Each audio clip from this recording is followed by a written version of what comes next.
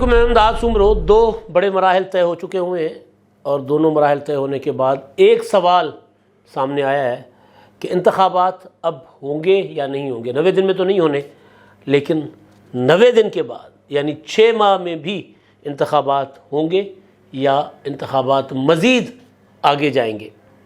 کابینہ تشکیل پا چکی ہوئی ہے، حلف ہو چکا ہوا ہے، اور الیکشن کمیشن نے وہ فیصلہ جس کا سب کو انتظار تھا وہ کر لیا ہوا ہے۔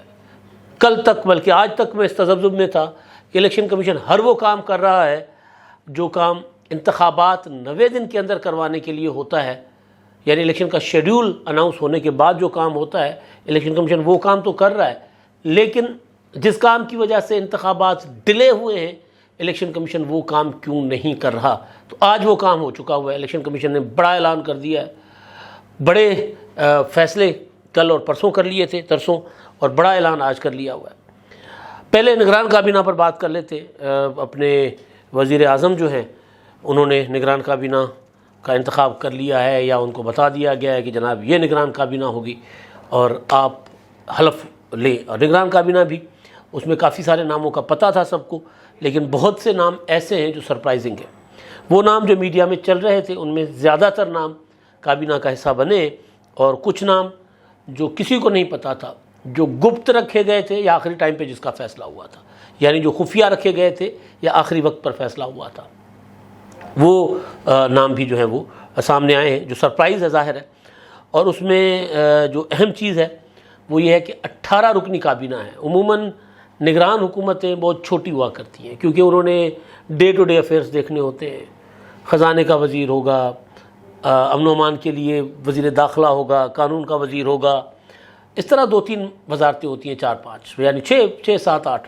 آپ دیکھیں پنجاب کی کابینہ جو ہے وہ جنوری میں اسمبلی توڑی گئی تھی نا، تو جنوری کے بعد سے ظاہر ہے اگلے فروری تک یعنی 1 سال سے زیادہ عرصے کے لیے پنجاب کی نگران حکومت ہے، لیکن وہ ٹوٹل کابینہ جو ہے 8 ارکان پر مشتمل ہے، لیکن یہ کابینہ 18 ارکان پر مشتمل ہے۔ 18 ارکان تو فل فلیج حکومت ہوتی ہے، تو یہ فل فلیج حکومت ہی، لیکن مینڈیٹ بہت محدود ہے۔ جو اصل مینڈیٹ ہے وہ ہے IMF کے حوالے سے جو اوریجنل جو ڈے ٹو ڈے افیئرس کے علاوہ جو اختیارات بڑھائے گئے نگران حکومت کے، اس میں جو زیادہ جو ان کو دیے گئے اختیارات وہ ترمیم کر کے وہ تھے کہ جی آپ نے IMF کے ساتھ جو جاری معاہدہ ہے اس پر عمل درآمد کے لیے آپ ان کے ساتھ کورسپونڈنس کر سکتے ہیں، نیگوشیٹ کر سکتے ہیں، بات چیت کر سکتے ہیں، گفتگو کر سکتے ہیں۔ تو اس کے لیے تو اپنا ان کے اختیارات بڑھائے گئے تھے، لیکن باقی معاملات، تعلیم کی وزارت بھی ہے، قومی ورثے کی وزارت بھی جو ہے وہ دے دی گئی ہے، اور بھی بہت سی چیزیں، مذہبی امور کے نگران وزیر بھی بنے ہیں، پھر مذہبی ہم آہنگی کے بین المذاہب ہم آہنگی کے وزیر بھی بنے ہیں۔ تو یہ جو وزارت اور پھر جو اتنی طویل لمبی وزارتیں اور پھر الیکشن کمیشن کا جو اعلان، ان دونوں نے پھر ایک نئے سوال کو جنم دیا ہے کہ کیا انتخابات اپنے وقت پر ہوں گے یا نہیں۔ پہلے تو میں کابینہ کے ارکان کی بات کر لیتے ہیں۔ ہم حلف برداری ہوئی ایوان صدر میں، اور اس میں جناب صدر عارف علوی صاحب نے حلف لیا۔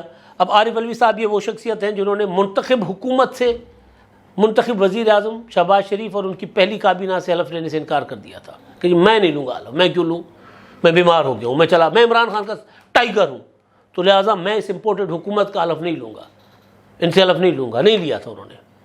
تو وہ جو تھے چیئرمین سینٹ انہوں نے حلف لیا تھا، کیونکہ عمران خان صاحب کی جو تعلیم و تربیت ہے اپنے لوگوں کو انہوں نے دی، وہ تقسیم کرنے کی تھی۔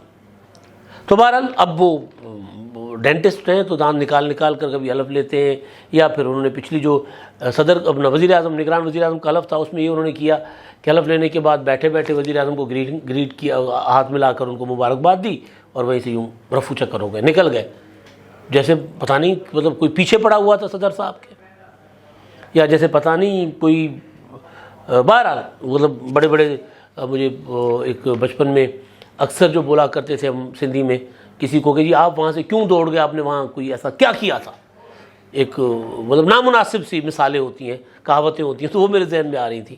تو جو میرے سندھی بھائی ہیں وہ سمجھ گئے ہوں گے کہ میں کیا کہنا چاہ رہا ہوں. تو بہرحال اب جو نگران کابینہ ہے اس میں جناب جلیل عباس جیلانی صاحب وہ بنے ہیں وزیر خارجہ. جلیل عباس جیلانی صاحب سیکرٹری خارجہ رہے ہیں, پیپلز پارٹی کے قریب بھی سمجھے جاتے ہیں, پیپلز پارٹی کے دور میں سفیر بھی رہے ہیں. گیلانی فیملی جو ہے, یوسف رضا گیلانی, اس فیملی کے قریبی ہیں. اچھا, اور جیلانی صاحب نے کل جب یہ سانحہ ہوا تھا اپنا جڑاں والا کا, تو اس کے بعد انہوں نے جو اسٹیٹمنٹ دی تھی اس سے نظر آ رہا تھا کہ وہ اسٹیٹمنٹ ویسے تو وہ سین سے غائب تھے, جب ریٹائرمنٹ کے بعد وہ باہر زندگی گزار رہے تھے, لیکن جو ان کی اسٹیٹمنٹ تھی وہ اسٹیٹمنٹ یہ بتا رہی تھی کہ ان کو وہ ذمہ داری مل رہی ہے. انہوں نے اس کو مذمت کی تھی, بتایا تھا کہ جناب پاکستان میں کسی قسم کی اس طرح کی صورتحال کو برداشت نہیں کیا جائے گا وغیرہ وغیرہ. پھر وہ اچھا, دوسرا سرفراز بگٹی صاحب. اب سرفراز بگٹی صاحب ایک تو اسٹیبلشمنٹ کے بہت قریب, دوسرا اپنے جو نگران وزیر اعظم ہیں انوار الحق کاکڑ صاحب, ان کے قریبی دوست, ان کی پارٹی بی اے پی سے, اور پھر مشیر داخلہ بھی رہے ہوئے بلوچستان میں, تو وہ ان کو داخلہ کی وزارت دی گئی ہے. اور بلوچستان کے پاس نگران سے ہی وزیر اعظم اور وزارت داخلہ بلوچستان کے پاس گئی ہیں اس بار. تو اس کو بھی یہ سمجھا جاتا ہے کہ بلوچوں کی جو ہے نا وہ محرومیاں اس سے ختم ہوں گی. اس طرح ختم نہیں ہوتی محرومیاں حق دینے سے ہوتی ہیں, عہدہ دینے سے ختم نہیں ہوتی.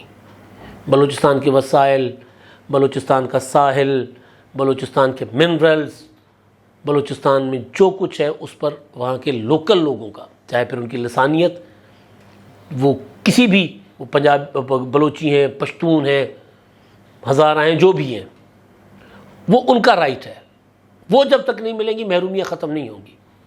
یہ نہیں ہو سکتا کہ بلوچستان میں سڑک نہ ہو, اسکول نہ ہو, لوگوں کے پاس رہنے کے لیے گھر نہ ہو, سیلاب آئے تو کوئی ریاست حساب کتاب نہ لگا سکے کہ بلوچستان میں کہاں کتنے لوگ بستے تھے اور کتنے بچے اور کتنے سیلاب میں بہا کر لے گیا. تو یہ اور پتہ نہ ہو کہ جی کتنے مسنگ پرسنس ہیں. تو جب تک حق مانگنے والے کو لاپتہ کرنے کا سلسلہ بند نہیں ہوگا, اور جب تک حق نہیں دیا جائے گا بلوچستانیوں کو, بلوچوں کو, پشتونوں کو, جو بھی وہاں پر قومیتیں بستی ہیں ان کو, تو تب تک محرومیاں ختم نہیں ہوتی. وزارتیں دینے سے محرومیاں ختم نہیں ہوا کرتی. ویسے مطلب وزیر اعلیٰ وہاں کے بلوچی ہوتا ہے, اکثر گورنر بھی بلوچی ہوتے ہیں وہاں کے. محرومیاں ختم نہیں ہوتی اس طرح چند لوگوں کو نوازنے سے یا کرنے سے. لیکن یہ اچھی چیز ہے. انوار الحق کاکڑ ایک انتہائی اچھے انسان ہیں, ان کو, اور وہ پڑھے لکھے انسان ہیں, ان کو مسائل کا پتہ بھی ہے اور مسائل کے حل ادراک بھی, اور حل کی طرف اگر وہ بڑھیں گے تو مسائل حل بھی کر لیں گے. میں صرف یہ کہہ رہا ہوں کہ جی کہا جا رہا تھا کہ جی بلوچستان کو نگران وزیر اعظم کا عہدہ مل گیا, بلوچستان سے چیئرمین سینٹ ہیں صادق سنجرانی صاحب. اب سنجرانی صاحب نے کتنا ایک بلوچوں کا درد ہے سنجرانی صاحب کے دل میں, سب کو پتہ ہے. اپنا حویلیاں محلات تو بنا لیے انہوں نے, لیکن باقی تو انہوں نے کچھ نہیں نہ کیا. تو بہرحال لیکن جو انوار الحق کاکڑ صاحب کی سلیکشن ہے وہ اچھی تھی, ٹھیک ہے. اچھا جی, شمشاد اختر صاحبہ یہ گورنر اسٹیٹ بینک رہی ہیں. وزیر دفاع لیفٹیننٹ جنرل سید انور علی صاحب ہیں. اسی طرح وزیر قانون کا قلمدان احمد عرفان کو ملا ہے. وزیر اطلاعات و نشریات ہمارے سینئر ہیں, دوست ہیں, مرتضیٰ سولنکی صاحب, وہ بنے ہیں. وزیر انسانی حقوق خلیل جارج وہ بنے ہیں. قومی ورثہ کے نگران وزیر جمال شاہ, بہت خوبصورت آرٹسٹ ہیں, بہت اچھی چوائس ہے یہ. جمال شاہ صاحب ایک مطلب آرٹسٹ ہیں, اداکار ہیں, مصور ہیں, خوبصورت انسان ہیں. جتنے شکل کے خوبصورت ہیں اتنے ویسے بھی اندر کے بھی خوبصورت ہیں. وزیر مواصلات شاہد افضل تارڑ صاحب کو بنایا گیا ہے. اور پھر گوہر اعجاز صاحب ٹیکسٹائل. اب یہ کانفلکٹ آف انٹرسٹ یہاں پر آ جاتا ہے. ٹیکسٹائل کا ان کا اپنا بزنس ہے اور ان کو ٹیکسٹائل کا وزیر بنا دیا گیا ہے, پتہ نہیں. اچھا, ندیم جان کو صحت, عمر سیف کو آئی ٹی, اور محمد علی کو توانائی. انیک احمد صاحب جو ہے وہ ٹی وی پر مذہبی پروگرامز کیا کرتے ہیں, ڈسکشن کیا کرتے ہیں, ان کو مذہبی امور کا نگران وزیر. اچھا, اور اس کے علاوہ سمیع سعید منصوبہ بندی. مدد علی سندھی صاحب وزارت تعلیم, امور نوجوانان اور بین المذاہب قومی ہم آہنگی کے نگران وزیر ہوں گے. یہ مدد علی سندھی صاحب صحافی بھی رہے ہیں, مدیر رہے ہیں ایک اخبار کے, بہت اچھے رائٹر ہیں اور ٹھنڈے مزاج کے آدمی، بہت خوبصورت انسان ہے۔ اس کے علاوہ نگران کا اپنا جو ہے اپنا مشیران اور معاونین، ان میں 3 مشیر اور 6 معاونین ہیں۔ ایئر مارشل ریٹائرڈ فرحت حسین مشیر ہوا بازی، احمد چیمہ آج چیمہ جو جیل میں رکھے گئے تھے عمران خان صاحب کے زمانے میں، ان کو اسٹیبلشمنٹ کا بنایا گیا، وقار مسعود مشیر خزانہ، اور مشال حسین ملک یہ جو کشمیری حریت پسند رہنما ہیں یاسین ملک صاحب، ان کی اہلیہ، ان کو انسانی حقوق کا ظاہر ان کو بہتر ادراک ہوگا، ان کے وہاں پر جو مقبوضہ کشمیر میں جو کچھ ہو رہا ہے۔ جواد سوراب ملک جو ہے وہ معاونین خصوصی سمندر پر Pakistani, vice admiral retired Iftikhar Ahmed Rao معاون خصوصی بحری امور، یہ 2 فوجی بھی ہیں اس میں۔ اچھا جی، وسیع شاہ شاعر ہیں، سیاحت کا ان کو قلمدان ملا ہے معاون، اور ڈاکٹر جہاں زیب خان یہ ہیں جی معاون خصوصی حکومتی امور، سیدہ عارفہ زہرا خصوصی تعلیم اور قومی ہم آہنگی۔ تو یہ ایک لمبی چوڑی لسٹ ہے، فہرست ہے۔ اچھا، اب اس فہرست کو ملایا جا رہا ہے، اللہ بھلا کرے آپ کا الیکشن کمیشن نے جو فیصلہ کیا، الیکشن کمیشن نے اعلان کیا ہے کہ جی انتخابات 90 دن میں نہیں ہو سکتے۔ پھر اس کے بعد انہوں نے مردم شماری کا اعلان کر دیا کہ جی مردم شماری جو ہے 17 اگست سے شروع، یعنی آج سے شروع، اور اس کے لیے انہوں نے پورا شیڈیول دیا ہے۔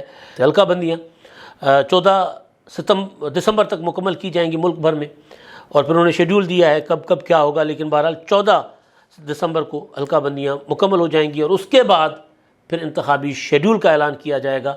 تو اگر 14 دسمبر کو حلقہ بندیاں ہو گئیں اس پہ، یعنی پہلے حلقہ بندیوں کا شیڈیول جو ہے وہ ہے اگست میں، اس کو مکمل کیا جائے گا، اور اس کے بعد پھر اعتراضات سنے جائیں گے، پھر فیصلے ہوں گے، یعنی یہ ملا جلا کے وہ کہہ رہے ہیں کہ 14 دسمبر تک ہم اس کو مکمل کر لیں گے، اور اس کے بعد انتخابی شیڈیول کا اعلان ہو جائے گا۔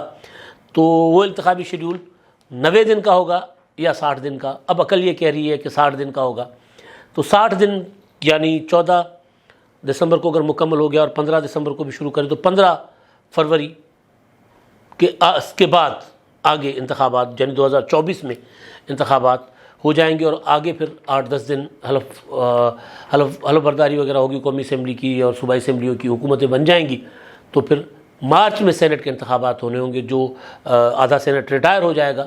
یہ اسی لیے یہ سارا شیڈول اس کے ساتھ میچ کر رہا ہے۔ نواز شریف صاحب نے آنا ہے تو ان کو بھی کافی سارا کوشن ملے گا، اسپیس مل جائے گی آ کر اپنے معاملات سیدھے کرنے عدالتوں میں، یہ وہ۔ لیکن اب یہ جو الیکشن کمیشن نے تاریخ نہیں دی انتخابات کی، اور پھر کابینہ بن گئی 18 رکنی، تو اس پر شکوک و شبہات کا اظہار کیا جا رہا ہے کہ جی اتنی لمبی چوڑی کابینہ، اس کا مطلب یہ ہے، اور الیکشن کمیشن نے ڈیٹ نہیں دی، تو اس کا مطلب یہ ہے کہ انتخابات لمبے عرصے کے لیے گئے، 2025 2026 یا ہوں گے ہی نہیں۔ وہ جو کامران خان صاحب اکثر کہتے ہیں کہ جی آرمی چیف صاحب اب انتخابات کی ضرورت نہیں ہے، لوگ مرے نہیں جا رہے آصف زرداری اور نواز شریف کے دور کو یاد کر کے، معیشت ٹھیک کریں غیر سیاسی لوگوں کے ذریعے۔